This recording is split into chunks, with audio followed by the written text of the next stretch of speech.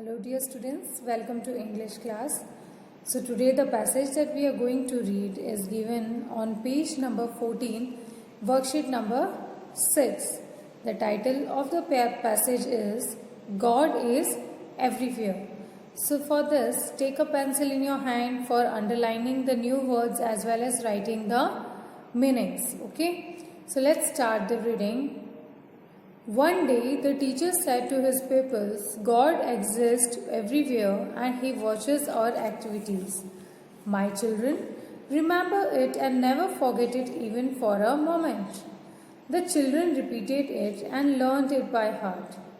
एक बार की बात है कि एक टीचर ने अपने स्टूडेंट्स, pupils मीन्स स्टूडेंट्स, अपने स्टूडेंट से कहा कि जो गॉड है, भगवान है, God exists everywhere means God is present everywhere. हर जगह भगवान है, मतलब हर जगह हर चीज़ में भगवान बसे हैं. एंड ही वॉचेस ऑल और एक्टिविटीज़, और चाहे कोई देखे ना देखे लेकिन जो भगवान है वो अपनी हर एक्टिविटीज़ बहुत अच्छे से देखते हैं. My children remember it and never forget it even for a moment. So the teacher said कि मेरे बच्चों, इस बात को आपको ध्यान रखना है और एक पल के लिए भी इस बात को नहीं भूलना है कि आप कोई भी गलती करते हो, मिस्टेक करते हो या बदमाशी कर रहे हो तो गॉड जो है, भगवान जो है, वो आपको ऊपर बैठकर देख रहे हैं. The child repeated it and learned it by heart. बच्चों ने इस बात को रिपीट किया और इस बात को बहुत अच्छे से लर्न भी कर लिया. Second paragraph.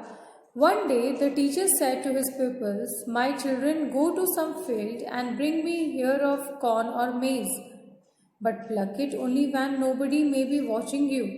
So teacher ने बच्चों को कुछ इंस्ट्रक्शन दिया. स्टूडेंट्स को कहा, My children, go to some field, किसी फील्ड पर जाओ, and bring me ear of corn or maize. corn और maize में भुट्टा है ना, मक्का या भुट्टा. तो टीचर ने उनको कहा कि मेरे लिए मक्का या भुट्टा ले आओ, but pluck it only when nobody may be watching. So teacher ने कहा लेकिन तभी उसे प्लक करना, तभी उसे तोड़ना जब कोई भी आपको देख नहीं रहा हो. After a while all the children set out to get the corn. थोड़ी देर बाद सभी बच्चे निकल पड़े किसी फील्ड पर जाने के लिए ताकि वो टीचर के लिए कॉर्न ला सके, भुट्टा ला सके. When they returned, each one of them had one in his hand. Only Gopal returned empty-handed. जब सब वापस आए तो सबके पास, सबके हाथ में कौन था, लेकिन खाली जो गोपाल है, गोपाल नाम का जो स्टूडेंट है, he returned empty-handed. Empty-handed means खाली हाथ. When the children presented themselves before the teacher, he asked Gopal, Why did not you bring the corn? जब सारे बच्चे टीचर के सामने प्रेजेंट हुए, मतलब उनके सामने आए और टीचर ने उन सबसे देखा कि सबके हाथ में कौन है, तो उन्होंने गोपाल से पूछा कि गोपाल तुम कौन क्यों नहीं लेकर आए. On hearing this all the children were glad to think that Gopal would get a rebuke and be taken to task. तो जब सबको पता चला कि टीचर उससे क्वेश्चनिंग कर रहे हैं, उससे पूछ रहे हैं कि वो कौन क्यों नहीं लेके आया, तो सब बच्चे बहुत खुश हुए कि अब गोपाल को तो डांट पड़ने वाली है, क्योंकि जैसा टीचर ने इंस्ट्रक्ट किया था गोपाल ने नहीं किया. Glad means to be happy and rebuke means to scold. तो उनको लगा जो टीचर है वो गोपाल को डांटेंगे कि सब कौन लेके आए, तुम कौन क्यों नहीं लेके आए हो. But Gopal was not nervous at all. But Gopal was not nervous, वो बिल्कुल भी घबराया नहीं.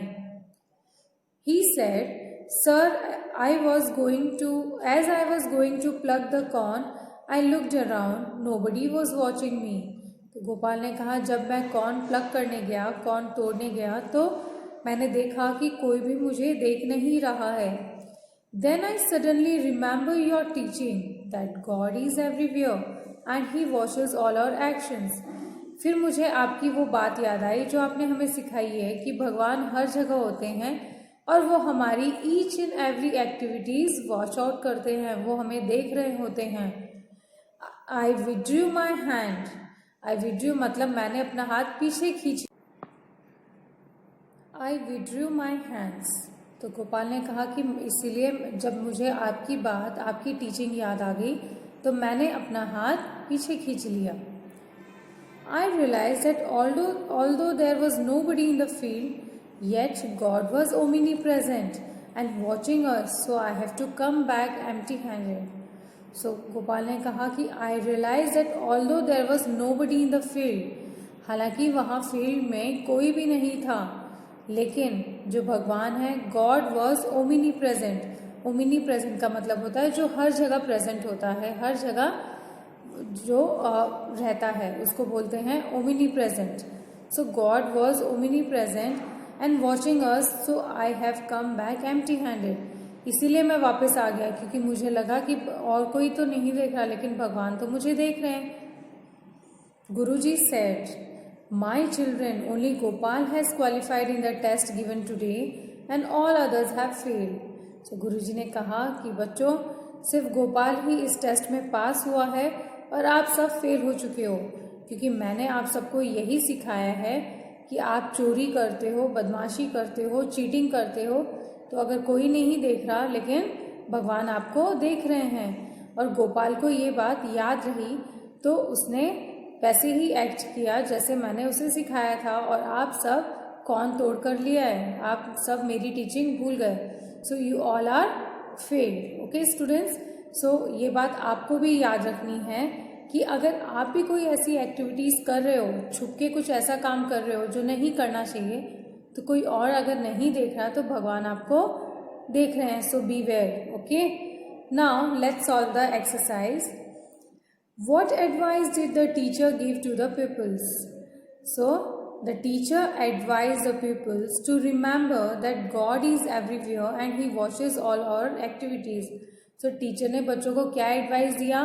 टीचर ने बच्चों को ये एडवाइस किया कि भगवान हर जगह प्रेजेंट हैं और वो आपकी हर एक एक्टिविटीज़ वॉच आउट कर रहे हैं, देख रहे हैं. Okay, next one. What did the teacher tell the boys to fetch? Teacher ने बॉयज़ को क्या लाने को कहा? The teacher told the boys to bring an ear of corn और मेज. टीचर ने बच्चों को कॉर्न या मेज मीन्स भुट्टा लाने के लिए कहा. Next one. Why did Gopal come back empty handed? Gopal खाली हाथ क्यों आ गया? Gopal came back empty handed because he realise that God is watching him. क्योंकि उसे ये रियलाइज हो चुका था, उसने ये याद आ गई थी बात कि भगवान उसे देख रहे हैं, इसलिए गोपाल ने चोरी नहीं की. Who came out successful in the test? Gopal came out successful in the test. So students, these are the answers of answer the following. Now the second question is complete the given sentences. My children bring me and dash. So answer is My children bring me an ear of corn or maize. Next one. God is dash us. God is watching us. Gopal did not dash the corn.